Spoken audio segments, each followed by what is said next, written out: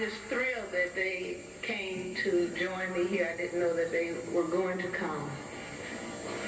I'm very happy to be with you on this occasion and this weekend for the series on counter-racism. As all of you know, racism is the most important dynamic that is going on in the world today, bar none other. It is the most evil, unjust, devastating dynamic that is going on in the world.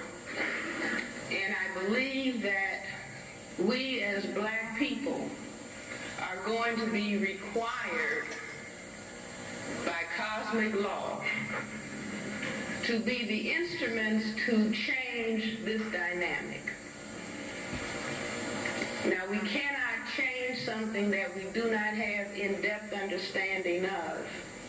And so my contribution for this workshop will be to go over for some and to maybe perchance for the first time for some others to share with you my understanding of racism, because each and every one of us is not Francis Welsing or a few other people, Neely Fuller, Hakeem Adabudi, or just a few people who are going to be required to be teachers and explainers and helping every black person, every non-white person, every white person understand what we mean when we talk about racism. And so I would like everybody to listen, knowing that we all have to follow the wisdom of the African proverb that says, each one teach one.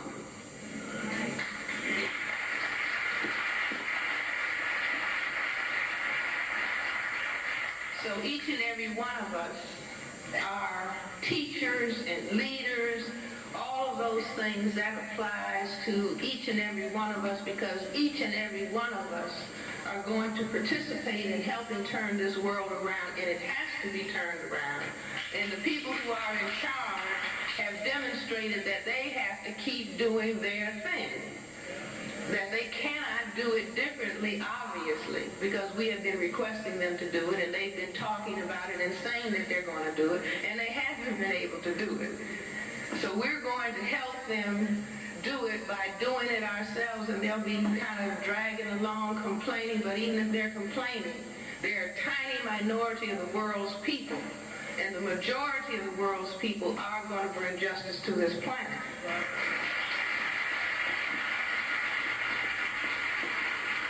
So let's talk about racism. I'm going to tell you how I got started thinking about racism and the ideas that came to my mind.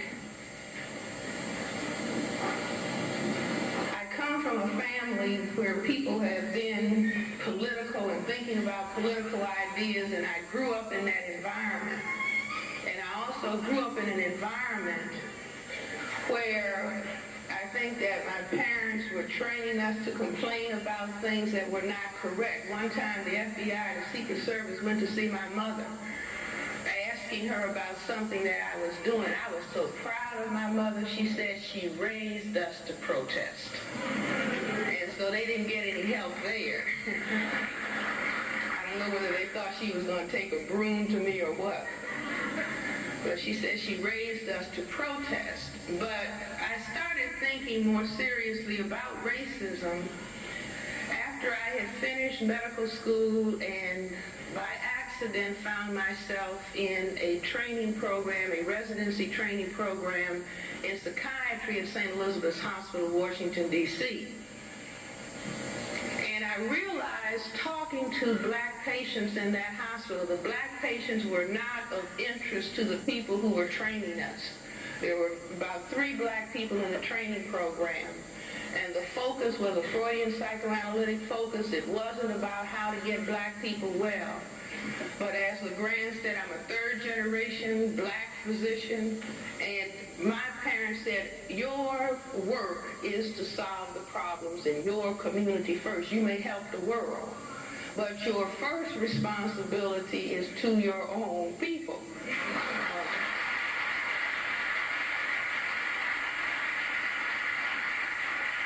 So they were not giving any credit for that kind of interest in the residency training program. But I had been programmed by my parents first. So in talking to the black patients, I realized that the problems that had brought them to the psychiatric hospital were really problems of racism. And we were being trained that black people did not have the intellectual potential to talk about their problems, and that the best treatment for them was medication. And that just did not compute, right?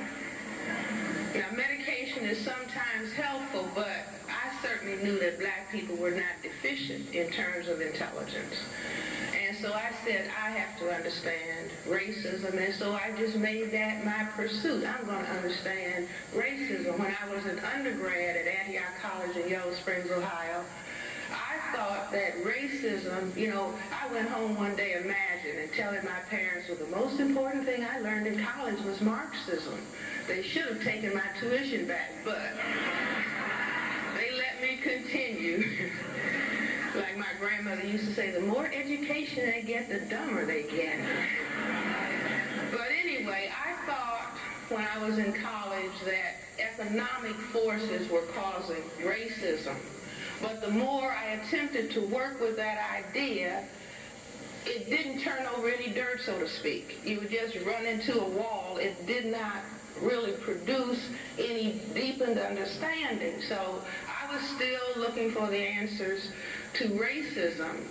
And in 1967, the cosmic forces led me to Mr. Neely Fuller, Jr., who you're going to hear tomorrow. He's sitting there in the back of the room. Stand up, Mr. Neely Fuller. He's going to hate me for doing this. But please get here.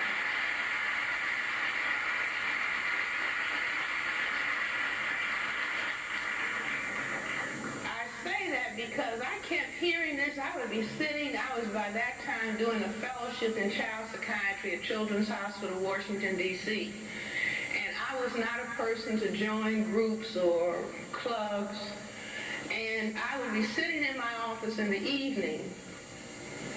This is around 1967, and the voice within, how many people have heard a voice inside? Hey, this voice kept saying, go to the Black Power Committee meeting. I mean, what do you say?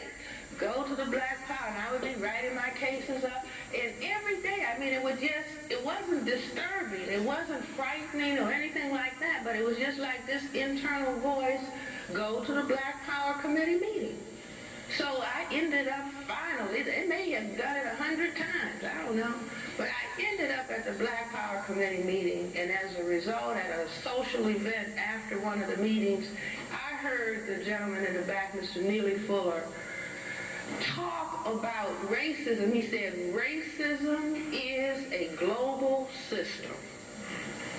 Now say that after me, you all. Racism is a global system. Okay. I heard him say that on the other side of the room. People were sitting around, eating some African food and talking. And I heard him say that, and I heard him talk about it was in economics, education, entertainment, labor, law, politics, religion, sex, and war. And a light bulb went on my head. That's it. Talk to that man.